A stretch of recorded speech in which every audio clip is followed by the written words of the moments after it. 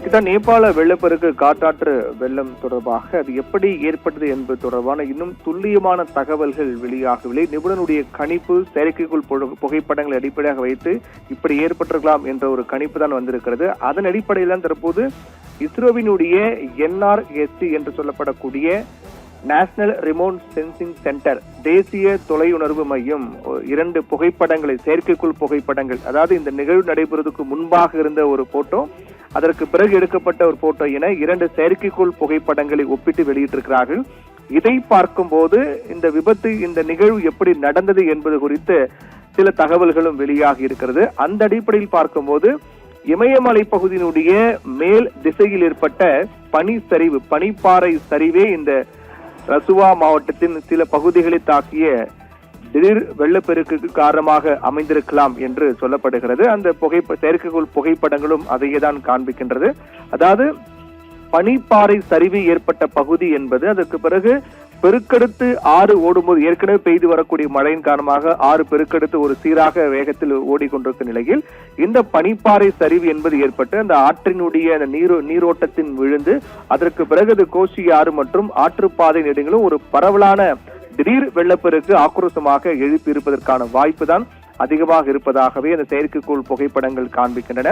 இந்த நிகழ்வு நடைபெறுக்கு முன்பாக எடுக்கப்பட்ட ஒரு புகைப்படம், நிகழ்வு நடைபெற்ற பிறகு எடுக்கப்பட்ட ஒரு புகைப்படம். அதாவது சரியாக சொல்ல வேண்டுமென்றால் நேற்றைய தினத்தில் 10:30 மணிக்கு எடுக்கப்பட 8:30 மணிக்கு இந்த நிகழ்வு நடக்கிறது.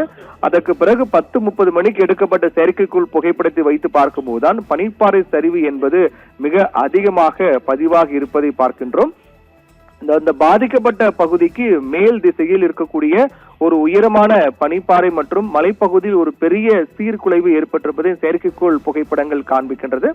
அதன்படி பார்த்தோம் என்றால் இந்த நிகழ்வுகளுக்கு பின்னால் ஒரு பனிப்பாறை சரிவு அல்லது நிலச்சரிவு, அதைத் தொடர்ந்து ஆற்றில் ஏற்பட்ட தற்காலிக தடை மற்றும் தேங்கியிருந்த நீரும் பனிப்பாறை குவியல்களும் திடீரென்று வெளியேறியது ஆகியவைதான் காரணமாக இருக்கலாம் என்பதுதான் இதன் மூலமாக தெரிய வந்திருக்கிறது. ஏற்கனவே இது தொடர்பான செய்திகள்லாம் வெளியாகும் போது திபெத் பகுதியில் இருக்கக்கூடிய லெண்டே கோலா ஆற்றின் மேல் பகுதியில் பனி சரிவு அல்லது மண் சரிவு ஏற்பட்டிருக்க வாய்ப்பு இருப்பதாகும். இதனால் ஆற்றின் குறுக்கே ஒரு தற்காலிகமாக இயற்கை அணை என்பது உருவாகிறது. ஆற்றில் நீரோட்டம் என்பது சீராக சென்று கொண்டிருக்கும் போது திடீரென்று மேல் பகுதியில் ஒரு பனி சரிவு மண் சரிவு ஏற்பட்டு ஆற்றின் குறுக்கே ஒரு தற்காலிக தடை என்பது, ஒரு தற்காலிக அணை என்பது, தடுப்பு என்பது உருவாகிறது. இதனால் வரக்கூடிய தண்ணீர் அப்படியே சேர்ந்து அது முழுவதுமாக நிரம்புகிறது, தேங்கி இருக்க வேண்டும். அதற்கு பிறகு அந்த இயற்கை அணை தற்காலிக தடுப்பு என்பது உடைந்து மிகப்பெரிய அளவிலான தண்ணீர், பனிப்பாறைகள் மற்றும் மண் கலந்து வெள்ளம் திடீரென்று கீழ் நோக்கி பாய்ந்திருக்கலாம் என்றுதான் அந்த செயற்கைக்குள் புகைப்படங்கள் காண்பிக்கின்றது. அந்த பகுதியில் இருக்கக்கூடிய பனிப்பாறை ஏரிகளில் கூட ஒன்று உடைந்திருக்க வாய்ப்பு இருப்பதாக சொல்லப்படுகிறது. அதற்கு பின்னர் தான் நேற்று காலை 8:30 மணி முதல் 8:40 மணிக்குள்ளாக லெண்டே கோலா ஆற்றில் ஏற்பட்ட இந்த திடீர் வெள்ளப்பெருக்கு நேபாள எல்லைக்குள் நுழைந்திருப்பதாகும். முதலில் ரசுவாஹடி, ரிமுரே உள்ளிட்ட பகுதிகளை கடுமையாக தாக்கிய வெள்ளம் அதற்கு பின்னர் போடேகோசி ஆற்றின் வழியாக கீழ் நோக்கி பாய்ந்து திருசூலி ஆற்று பகுதிகளுக்கும் பெரும் பாதிப்பை ஏற்படுத்தியிருக்கிறது. குறிப்பாக வெள்ளம் ஏற்பட்டதற்கு முன்பு ரசுவா பகுதியில் கனமழை பெய்யவில்லை.